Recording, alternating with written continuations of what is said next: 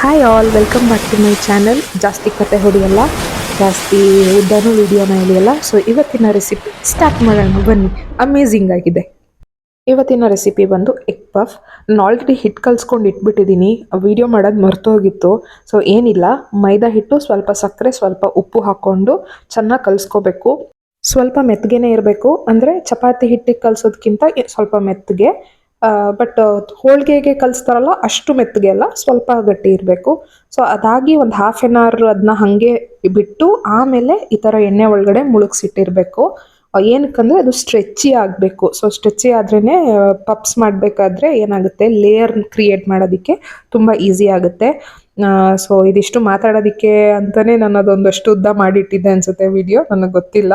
But ಇವಾಗ next step start ಮಾಡೋಣ. First onion chop ಮಾಡ್ಕೋತಾ ಇದ್ದೀನಿ. ನೀವು ಬೇಕಾದರೆ ಉದ್ದುದ್ದಾನೆ ಕಟ್ ಮಾಡ್ಕೋಬೋದು. ನನಗೆ ಯಾಕೋ ಹಿಂಗೆ ಮಾಡಬೇಕು ಅನ್ನಿಸ್ತು, ಅದಕ್ಕೋಸ್ಕರ ಚಾಪ್ ಮಾಡ್ಕೋತಾ ಇದ್ದೀನಿ. ನೆಕ್ಸ್ಟ್ ಟೊಮ್ಯಾಟೊ ಸೇಮ್ ಅದೇ ಸೈಜಲ್ಲಿ ಇರುತ್ತೆ, ಅಂದರೆ ಆ ಗೊಜ್ಜು ಮಾಡ್ಕೊಳ್ಳೋದಕ್ಕೆ ಚೆನ್ನಾಗಾಗುತ್ತೆ ಅಂತ ಮಾಡ್ಕೊಂಡಿದ್ದೀನಿ. ನಾನಿಲ್ಲಿ ಕೋಕೋನಟ್ ಆಯಿಲ್ ಬಳಸ್ತಾ ಇದ್ದೀನಿ, ತೆಂಗಿನೆಣ್ಣೆ. ಸ್ವಲ್ಪ ಜೀರಿಗೆ ಹಾಕ್ಕೊಂಡು ಅದಾದಮೇಲೆ ಮಿಕ್ಕಿರೋ ಮಸಾಲೆಗಳು ಹಾಕ್ಕೊಳ್ತೀನಿ. ಸೋಂಪು ಕೂಡ ಹಾಕ್ಕೊಳ್ತೀನಿ, ಅದು ಆಪ್ಷನಲ್ ಅಗೇನ್. ಅದಾದಮೇಲೆ ಈರುಳ್ಳಿ ಚೆನ್ನಾಗಿ ಬಾಡಿಸ್ಕೋಬೇಕು.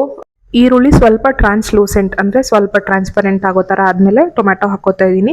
ಟೊಮ್ಯಾಟೊ ಹಾಕ್ಕೊಂಡು ಮತ್ತೆ ಚೆನ್ನಾಗಿ ಮಿಕ್ಸ್ ಮಾಡ್ಕೊತೀನಿ. ಸೊ ಇದು ಚೆನ್ನಾಗಿ ಸ್ಮ್ಯಾಶ್ ಆಗಬೇಕು. ಅದು ಚೆನ್ನಾಗಿ ಬಾಡಬೇಕು ಅಂದರೆ ಆಬ್ವಿಯಸ್ಲಿ ಸ್ವಲ್ಪ ಉಪ್ಪು ಹಾಕ್ಕೋಬೇಕು. ಅದಾದಮೇಲೆ ಜೊತೆಗೆ ಮಸಾಲೆನೂ ಹಾಕ್ಕೋತೀನಿ, ಸೊ ದಟ್ ಮಸಾಲೆಗಳೆಲ್ಲ ಚೆನ್ನಾಗಿ ಹಸಿ ವಾಸನೆ ಎಲ್ಲ ಹೋಗಲಿ ಅಂತ. ಸೊ ಮಸಾಲೆ ನೀವು ಏನು ಮಸಾಲೆ ಬೇಕಾದರೆ ಹಾಕ್ಬೋದು. ನಾನು ನನ್ನ ಮಸಾಲೆ ಡಬ್ಬದಲ್ಲಿ ಏನೇನಿತ್ತು, ಚಿಕನ್ ಮಸಾಲೆ ಅಂಥದ್ದೆಲ್ಲ ಹಾಕ್ಕೊಂಡಿದ್ದೆ. ಸೊ ನಿಮ್ಮ ಇಷ್ಟ, ಇದು ಅಗೇನ್ ನಿಮ್ಮ ಆಪ್ಷನ್. ಸ್ವಲ್ಪ ನೀರು ಹಾಕ್ಕೊಂಡಿದ್ದೀನಿ, ಯಾಕಂದರೆ ಅದು ಸ್ವಲ್ಪ ಮಷಿ ಮಷಿ ಆಗಬೇಕು, ಅಂದರೆ ಓವರ್ ಉದ್ರುದ್ರಾಗಿತ್ತು ಅಂತ ಸ್ವಲ್ಪ ನೀರು ಹಾಕ್ಕೊಂಡಿದ್ದೀನಿ. ನಿಮ್ಮದು ಟೊಮ್ಯಾಟೊ ಜಾಸ್ತಿ ಇತ್ತು ಅಂದರೆ ಆ ಥರ ಏನು ಮಾಡಬೇಕು ಅಂತಿಲ್ಲ. ಆಮೇಲೆ ಮೊಟ್ಟೆ ಬೇಯಿಸಿಟ್ಟಿದೆ, ಅದನ್ನ ಸುಲ್ಕೊಂಡು ಹಾಫ್ ಕಟ್ ಮಾಡ್ಕೊತಾ ಇದ್ದೀನಿ. ಇವಾಗ ಮೇನ್ ಕೆಲಸ ಶುರು ಆಗುತ್ತೆ. ನೋಡ್ತಿರ್ಬೋದು, ಸೊ ಹಿಟ್ಟು ಸ್ಟ್ರೆಚ್ಚಿ ಆಗಿದೆ, ಅಂದರೆ ಎಳೆದು ಬರ್ತಾ ಇದೆ. ಸೊ ಇನ್ನೂ ಚೆನ್ನಾಗಿ ಎಳೆದು ಬರುತ್ತೆ. ಇವಾಗ ನೋಡಿ ನಾನು ಮಾಡೋಕ್ಕೆ ಶುರು ಮಾಡಿದೆ. ಕೌಂಟರ್ನ ನೀಟಾಗಿ ಕ್ಲೀನ್ ಮಾಡ್ಕೊಂಡಿದ್ದೀನಿ, ಸೊ ಗಲೀಜಿಲ್ಲ. ಸೊ ನೀಟಾಗಿ ಕ್ಲೀನ್ ಮಾಡಿಕೊಂಡು ಇದನ್ನು ಕೌಂಟರ್ ಮೇಲೆ ಮಾಡ್ಕೊಂಡ್ರೇ ಸರಿಯಾಗೋದು, ಹಾಗಾಗಿ ಮಾಡ್ಕೊತಾ ಇದ್ದೀನಿ.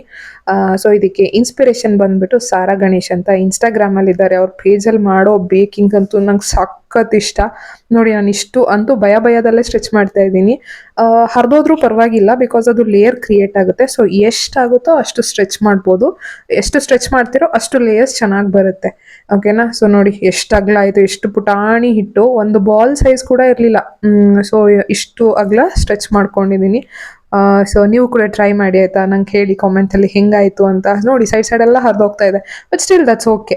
ಆ್ಯಂಡ್ ಫಸ್ಟ್ ಟೈಮ್ ಮಾಡ್ತಿರೋದು ಕೂಡ. ಸೊ ನಾನಂತೂ ಅವ್ರನ್ನ ಟ್ಯಾಗ್ ಮಾಡ್ತೀನಿ ಇನ್ಸ್ಟಾಗ್ರಾಮಲ್ಲಿ ಇದು ಪೋಸ್ಟ್ ಮಾಡಿದಾಗ. ಇವಾಗ ಫೋಲ್ಡ್ ಮಾಡ್ತಾ ಇದ್ದೀನಿ. ನಿಮ್ಗೆ ಯಾವ ಥರ ಬೇಕೋ ಆ ಥರ ಫೋಲ್ಡ್ ಮಾಡ್ಕೋಬೋದು. ನಾನು ಸಾರಾ ಗಣೇಶ್ ಅವ್ರು ಹೆಂಗೆ ಫೋಲ್ಡ್ ಮಾಡಿದ್ರು ಹಂಗೆ ಮಾಡ್ಕೊಂಡಿದ್ದೀನಿ. ಅದಾದಮೇಲೆ ಮಾಡ್ಕೊಂಡಿರೋ ಗೊಜ್ಜು, ಆಮೇಲೆ ಹಾಫ್ ಮೊಟ್ಟೆ. ಫುಲ್ ಮೊಟ್ಟೆ ಇಡಲಿಲ್ಲ ನಾನು. ಫುಲ್ ಮೊಟ್ಟೆ ಇಟ್ಟರೆ ತುಂಬ ದಪ್ಪ ಆಗುತ್ತೆ, ಆಮೇಲೆ ತಿನ್ನಬೇಕಾದ್ರೆ ಅದು ಮೊಟ್ಟೆ ಆಚೆ ಬಂದುಬಿಡುತ್ತೆ. ಹಾಗಾಗಿ ಅರ್ಧ ಮೊಟ್ಟೆ ಇಟ್ಕೊಂಡಿದ್ದೀನಿ. ಅರ್ಧ ಮೊಟ್ಟೆ ಇಟ್ಕೊಂಡು ಬರೀ 4 ಸೈಡಿಂದ ಕಾರ್ನರಿಂದ ಆ ಥರ ತೆಗೆದು ಫೋಲ್ಡ್ ಮಾಡ್ತಾ ಇದ್ದೀನಿ. ಸೊ ಜಾಸ್ತಿ ಪ್ರೆಸ್ ಮಾಡಬಾರ್ದು, ಯಾಕಂದರೆ ಜಾಸ್ತಿ ಪ್ರೆಸ್ ಮಾಡಿದ್ರೆ ಲೇಯರ್ಸ್ ಬರೋದಿಲ್ಲ. ಹಾಗಾಗಿ ಸ್ವಲ್ಪ ನಿಧಾನಕ್ಕೆ ಅದು ಸ್ವಲ್ಪ ಅಂಟ್ಕೊಬೇಕಷ್ಟೇ, ಅಷ್ಟೇ ಆ ಥರ ಮಾಡ್ಕೊಬೇಕು. ಇವಾಗ ನೋಡಿ ಒಂದು ಆಲ್ರೆಡಿ ರೆಡಿ ಆಯಿತು. ನೆಕ್ಸ್ಟ್ ಒನ್ ಹೀಗೆ 4 ಕೂಡ ಮಾಡಿಕೊಂಡೆ. ನಾನು ಮಾಡ್ಕೊಂಡಿರೋ ಹಿಟ್ಟಲ್ಲಿ 4 ಮಾಡೋಕ್ಕಾಗಿದ್ದು. ಸೊ ಹಾಗಾಗಿ ನಮಗೆ ಸಾಕು ಅಂತ ಅನ್ನಿಸ್ತು. ಸ್ಮಾಲ್ ಬ್ಯಾಚ್, ಸುಮ್ಮನೆ ವೇಸ್ಟ್ ಮಾಡೋದು ಬೇಡ ಚೆನ್ನಾಗಾಗಿಲ್ಲ ಅಂದರೆ ಅಂತ.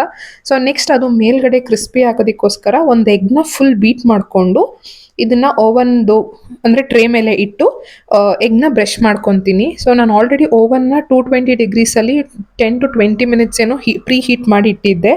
ಸೊ ಟ್ರೇ ಸ್ವಲ್ಪ ಬಿಸಿ ಇದೆ. ಸೊ ನಾನು ಆಮೇಲೆ ಸ್ಪೂನಲ್ಲಿ ಎತ್ತಿಡ್ತಿರೋದು ನೋಡ್ಬಿಟ್ಟು ಏನು ಕೈಯಲ್ಲಿ ಇಡೋಕ್ಕಾಗಲ್ವ ಅಂತ ಕೇಳಬೇಡಿ. ಸೊ ಇವಾಗ ಮೊಟ್ಟೆನ ಬ್ರಷ್ ಮಾಡ್ಕೋತಾ ಇದ್ದೀನಿ. ಸೊ ಅದು ಆ ಬ್ರೌನ್ ಲೇಯರ್ ಅಂದರೆ ಕ್ರಿಸ್ಪಿ ಆಗುತ್ತಲ್ಲ, ಅದಕ್ಕೋಸ್ಕರ ಚೆನ್ನಾಗಾಗಿದೆ ಕೂಡ. ಸೊ ಇದಿಷ್ಟು ಬ್ರಷ್ ಮಾಡಿಕೊಂಡು ಇವಾಗ ನೀಟಾಗಿ ಓವನ್ ಒಳಗೆ ಕಳಿಸ್ತಾ ಇದ್ದೀನಿ. ಸೊ ಇದನ್ನು ಮತ್ತೆ ಬೇಕ್ ಮಾಡೋದು 20 ಮಿನಿಟ್ಸ್ ಅಥವಾ 25 ಮಿನಿಟ್ಸ್. 20 ಮಿನಿಟ್ಸ್ ಅಂತ ಹೇಳಿದರು, ಬಟ್ ನಾನು ಮತ್ತೆ 10 ಮಿನಿಟ್ಸ್ ಇಟ್ಟೆ, ಯಾಕಂದರೆ ಇನ್ನೂ ಕ್ರಿಸ್ಪಿ ಆಗಬೇಕಿತ್ತು. ಸೊ ಮಧ್ಯದಲ್ಲಿ ಒಂದು ಸ್ಮೆಲ್ ಬರುತ್ತೆ, ಅದು ಕ್ರಿಸ್ಪ್ ಆಗ್ತಾ ಇರೋದು ಸಕ್ಕತ್ತಾಗಿರುತ್ತೆ ಮಾತ್ರ. ಇಲ್ಲಿ ನಾನು ಅದನ್ನ ಟ್ಯಾಪ್ ಮಾಡಿ ನೋಡ್ತಾ ಇದ್ದೀನಿ. ನೋಡಿ ಕ್ರಿಸ್ಪಿಯಾಗಿ ಪುಡಿ ಆಗ್ತಾ ಇದೆ. ಎಗ್ ಬೇಡದೆ ಇರೋರು ಪನ್ನೀರಾ ಏನಾದ್ರು ಹಾಕ್ಕೊಳ್ಳಿ, ಪನ್ನೀರ್ ನಿಮ್ಗೆ ಇಷ್ಟ ಆಗಿದ್ದು. ಸೊ ಇದರ ಕ್ರಂಚ್ ಕೇಳಿಸ್ತೀನಿ.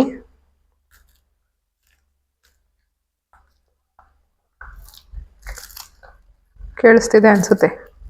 ಕ್ರಿಸ್ಪಿಯಾಗಿ ಎಗ್ ಪಾಪ್ಸ್ ಇಸ್ ರೆಡಿ.